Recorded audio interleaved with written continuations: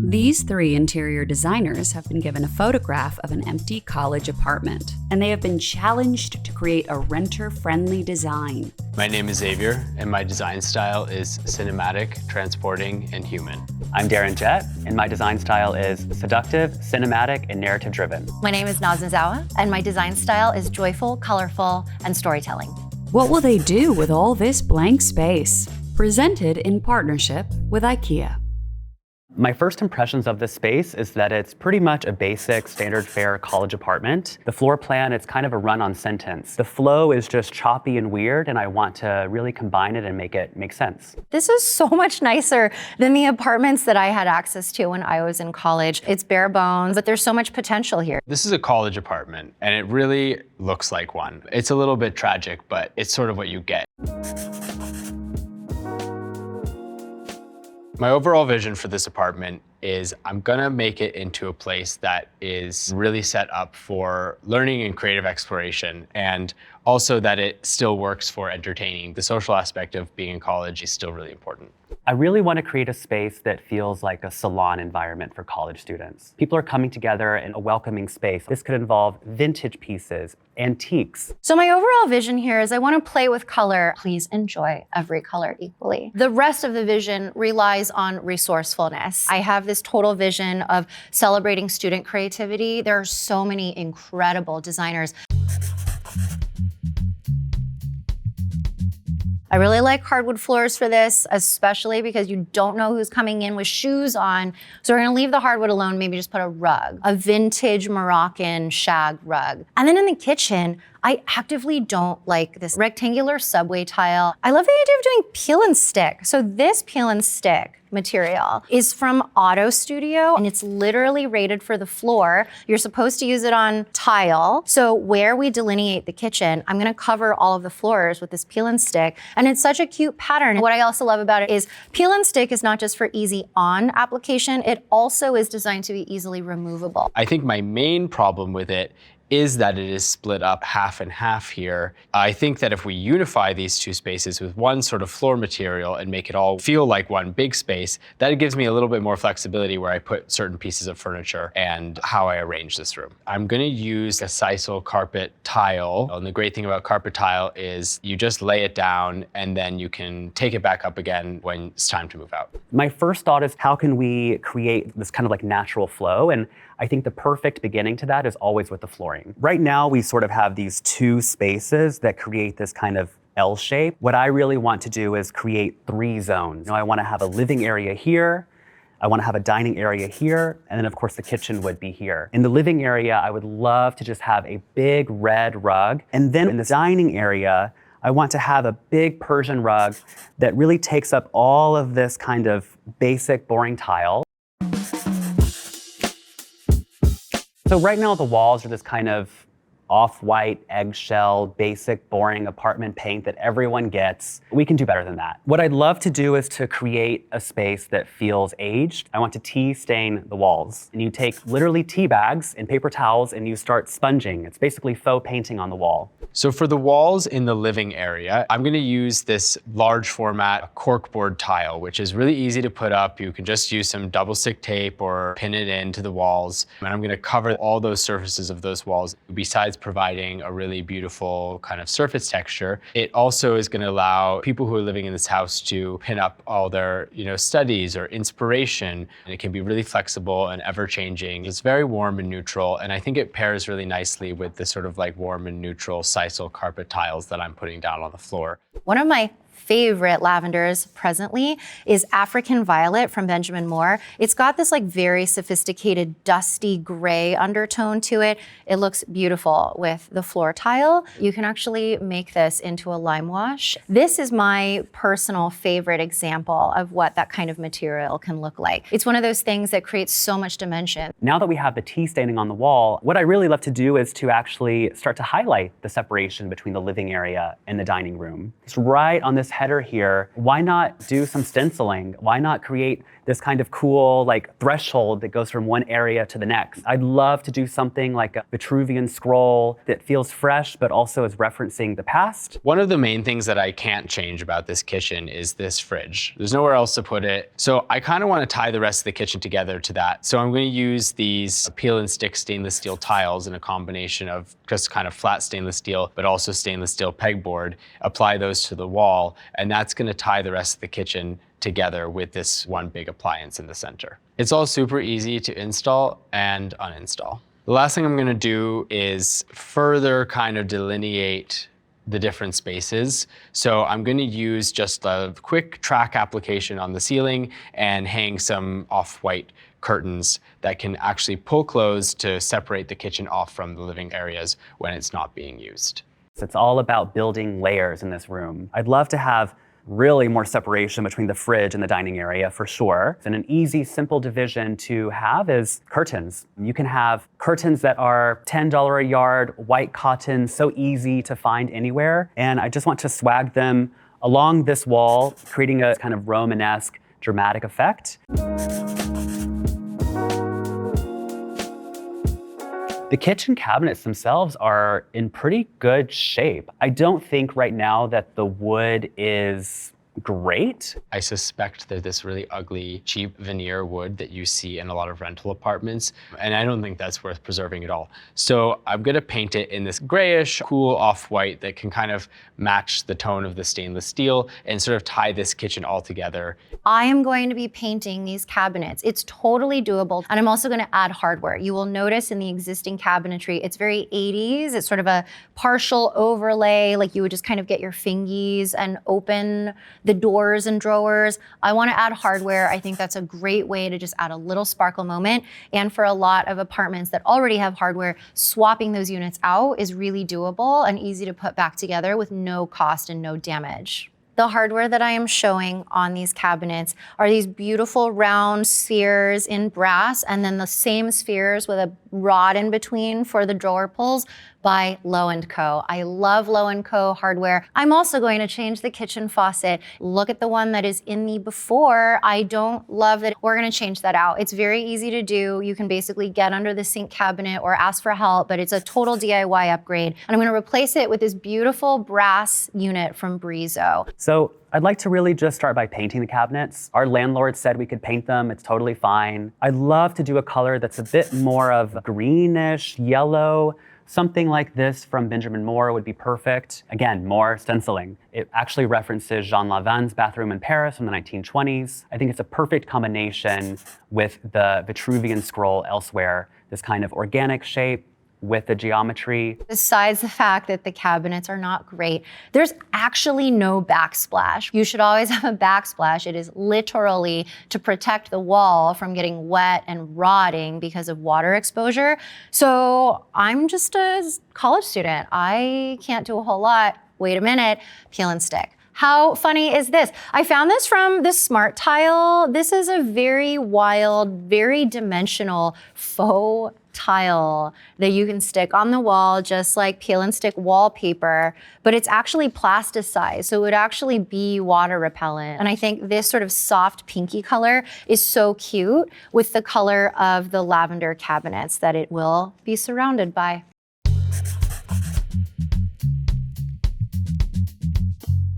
All right, let's talk furniture. When I'm designing for a place where the communal, like living, dining, kitchen areas are being used by multiple people, there are so many things that can come about that are challenges. For me, the way to address that is to create a furniture plan that is pretty versatile, where a sofa could also count as a workspace or a laptop space or a napping space for your friends who are staying over unexpectedly. This area back here with the two doors has kind of a strange flow, and I need to make sure that there is, a pretty easy path of travel between those two rooms. So I'm actually gonna sort of flip the expectation and put the dining area back in this space and then bring the living area up front here, which in my experience, being close to the kitchen was where everybody hung out anyway, so I think that's fine. So for the dining table, I'm gonna do something that I did in college, which is basically just get 2 sawhorses from Home Depot and a tabletop, and voila, there's a dining table.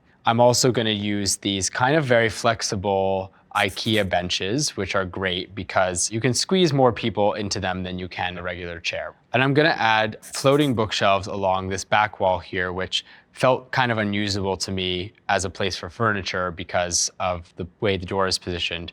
But now it's a great, full wall storage solution. We're going to have bookcases on this empty wall right here. This is perfect for this intellectual atmosphere that we're trying to create. The bookcases, they're glass fronted, so you see the books inside, but they don't collect dust. I really want to create some depth in the living room. I want to sort of show what's going on behind this door, but it's a really unnecessary door in my opinion. So let's take it off the hinges. We can put it somewhere. It can go underneath the sofa. It can go in a closet somewhere. And whenever you leave, you can put it back on, easy peasy. I've done it way too many times to count. In the back of the room, I want to start with a salon type of seating arrangement because we're not really building the room around a TV. Really, this is a room for studying, a room to hang out, a room to be together with other people. The look and feel of the sofas is vintage, it's thrifted. These particular ones are Napoleon III style with fringe and a beautiful pattern along the back, but they could really be substituted for anything that was found or given. And then in the middle have an IKEA coffee table. The seating area is not huge, so it really doesn't warrant having a big chunky coffee table. It needs to be something that's more movable and just more friendly for conversation in everyday life. I have always loved pallet furniture. I'm going to put the pallet sofa right at the transition where the flooring changes between the living space and the tile in the kitchen. The other thing that allows is for this main wall to be the TV wall. So we're gonna do a pallet sectional sofa here. It is the most college thing to just go find a beat up old pallet and then paint it. We're gonna paint it with the same African violet paint. So again, it's another part of this color drenching story. That will be the base of my sectional sofa. And then the cushions over top. This is where we have fun with being resourceful college students who have more time than cash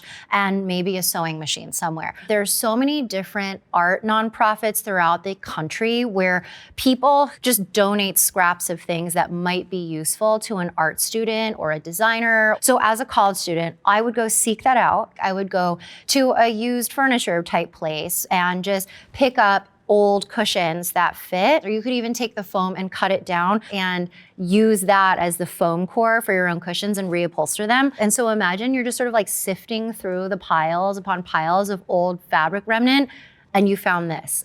Amazing.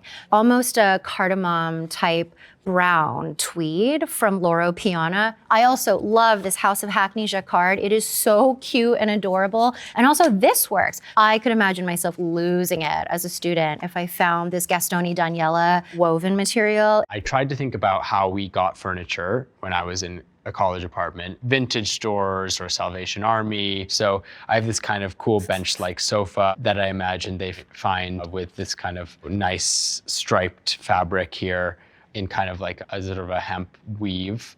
Pairing that with a stainless steel coffee table, which can kind of echo the stainless steel that I'm using in the kitchen. Some other antiques sprinkled in throughout the space. This Moroccan chair upholstered in like a carpet fabric would be a cool find. And then as much sort of extra storage, this green IKEA bar cart felt really flexible to me, something that could move around.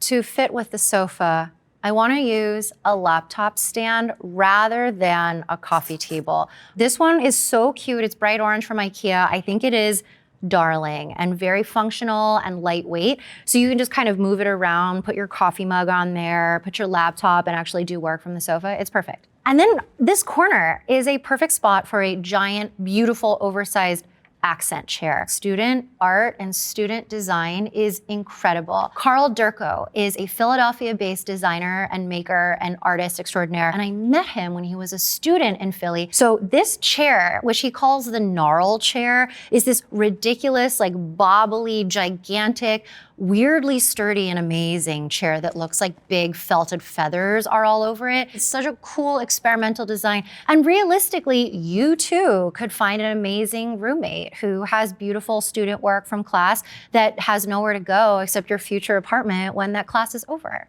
So in the dining area, what I want to do is have a round table. really good for flow. The space is not huge. This table is a Biedermeier style table. It really fits in with the vibe of the sofas and chairs, this kind of old world look. I want to pair it with IKEA chairs, something that's easily foldable and you can bring up more if you want. I also really like the pairing of old and new together at all times. We're trying to create a continuous thread for a small space. Even the cotton canvas of the chairs, it picks up on the curtains that we're doing elsewhere. In the dining space, I'm also featuring another of Carl Durko's work. This actual table, he designed it for an outdoor rooftop patio and bar, so we know that it can hold up to messy, spilly people. I don't want to use chairs. I want a backless stool. You can kind of push them under the table if you're having a big party in the apartment. These are the cutest, and they're upholstered, so the seat is comfy. The design is from Carlo Contini from Adentro, and I think they're really neat. So now let's talk lighting. Let's talk lighting. For the lighting, I hate the gold and the brass and wood ceiling fan. If there's one place where these college kids are gonna maybe invest in, it would be to hire an electrician to replace that ceiling fan. I would love to also bring a little bit more of that stainless steel energy from the kitchen into this room. I'm gonna bring in this patinated bowl uplight fixture into that room, which I think will provide a really nice diffused light into the space. On either side of the sofa, I'm gonna use these two little Ana Luisa Corrigan table lamps with a skirted lampshade, which I really love. And I think those add a nice softness to this space. I really love a ceiling fan. I really hate a ceiling fan with a light in it. I can't tell you why, I just don't like it. You can take the ceiling fan away, put it in a closet somewhere, whatever, bring it back whenever you move. But I want to have a light in here that is ambient. We can have something like a paper lantern, like this one from IKEA, right over the living space. It feels very flattering. It's a perfect glow on everyone that you're having over in your space. On either side of the sofa, I want to flank that with two lamps that really give more of that ambient light into the room. These particular lamps are vintage by Paul Mayen. I chose this pendant for the dining area. I think it's really cool because it picks up on the color of the walls. It has this sort of flowy effect that matches the drapery. And it also produces a direct lighting, which is perfect for an evening with wine, doing your homework. In every kitchen, I love to have a nightlight. In this kitchen, I want to have a small table lamp. It just kind of gives a nice glow to the space. Realistically, I am not going to be removing out of the ceiling fan and light, but I do want to add a little bit something. So I love the idea of putting two sweet little sconces on either side of the television just to give a bit of face level ambient light. Plugins being the necessary thing because I'm not doing electrical work in my 9-month rental apartment. These are from Annie Lee Parker. I absolutely adore her work. This is the kind of thing that I, as a college student, would save up all of my side job money to buy and then hang on with me for like the rest of my life. And also how perfect that Annie makes these little sweet 5-petal flower shapes, which goes so beautifully with the floor tile pattern. I also really am into the whole cordless battery operated lamp thing right now because I could bring it from the laptop stand over to the kitchen at night, almost like a candlestick that I'm just kind of bringing around with me, or put it on the dining table while I'm doing some work late at night. This little lamp is the lamp that could. So now we're going to talk about decor. We're really trying to create a space that feels collected, that feels layered. The first thing I want to do is have a moment that's above the sofa. This here is a Rococo mirror carved out of wood, something that could be found at an antique store. Over on the bookcase, we have plenty of space to showcase objects. I really love the idea of having shelves mounted on stands that just go up there. It also references the wave effect of the stenciling that separates the dining area from the living room, and it creates this really cool cohesiveness to the space. I'm still not 100% sold on the separation between the kitchen and the living space, so I do want to add curtains of some sort. So many college students have like strong, warm memories of beaded curtains, but rather than go full coastal with like wood beads, I'm envisioning shimmer screen. They are metal beaded curtains, and we would kind of drape them down and then just hold them with these little hand-shaped curtain holders, like curtain tie backs, and they would just kind of like hang here. They're pretty affordable. And you don't have to use the whole thing. So I would probably, just to save budget, kind of just have a little bit on the sides, and they're meant to swag and stay open. So they're a visual demarcation of space, but they don't literally close. Realistically, I am keeping the ceiling fan. And one of the things as a designer that I love doing is anything that has to stay, I try to make it an active choice by bringing matching or coordinating other things in that finish, which is why I did a brass faucet and I'm doing a brass gold color beaded curtain. So everything feels like it goes together and feels like a deliberate coordination. This was sort of designed to be kind of a neutral backdrop for, maybe 3 disparate personalities. And I think a lot of that texture and color and playfulness will come in with whatever the artwork is that they decide to pin to the corkboard walls, whether it's whatever project they're working on or research, or maybe some artwork that they really love. But I think there's a few other ways through, decor and furnishing that we can, sort of bring that color and texture into the space. So in the kitchen, for example, I'm gonna bring in some big woven baskets, and then I'm gonna put this great IKEA clock on top of the mirrored pedestal, because I think it's just an incredible color blue, and this room needed that shock of blue in it.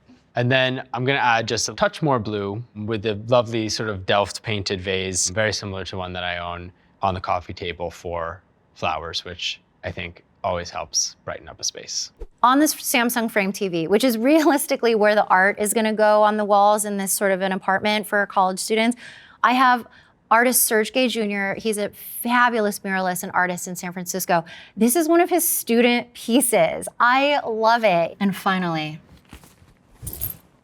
no sofa is complete without a blanket. A lush, fluffy, comfy, cozy, beautiful throw. It's just a really delightful, bright pop of color, and you can wear her out. It's fashion, it's home interiors, it's everything. And so what I want to do here is create symmetry by having pedestals, and on top of the pedestals having big, beautiful urns. But we really want to create a sense of order, a sense of specialness, and we're trying to have a division between the spaces. Inside of the urns, you could have real plants like these ferns. You could also have fake plants like these ones from IKEA. There's a gap between the top of the kitchen upper and the ceiling.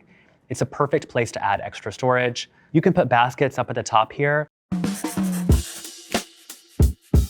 I'm really happy with how this design came together. I feel like the design for this room is really a space where some students could be very free to sort of express their interests, always be working, always be developing, and having a space that also works for entertaining. It's really important for everything to be pretty flexible and for these kids to be able to come in there, make it their own quickly, and move out quickly, and probably take with them to their next spot.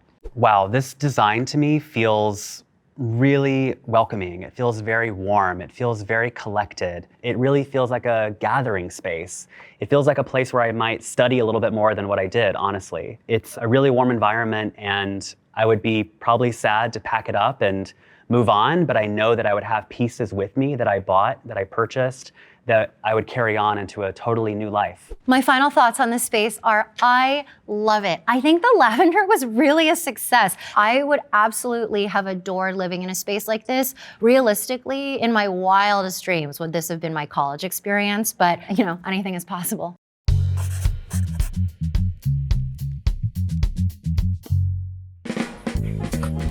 Oh my gosh. Very What? cool. Okay, can we talk about your color? Oh my gosh, thank you. Yes. This person Very is calming. living in a lavender fantasia. Totally. Who's wanting to explore lavender and tomato red together. I love this beautiful orange-red floor. Thank you so much. These are actually peel and stick floor tiles. Amazing, so creative. I love a peel and stick for a student who has 9.5 months to live in this So place. true. Darren, I am obsessed with this, what appears to be mosaic tile work across the headers. What's going on there? It's actually stencil work. Stop. We're bringing stenciling back. We're bringing faux finish back.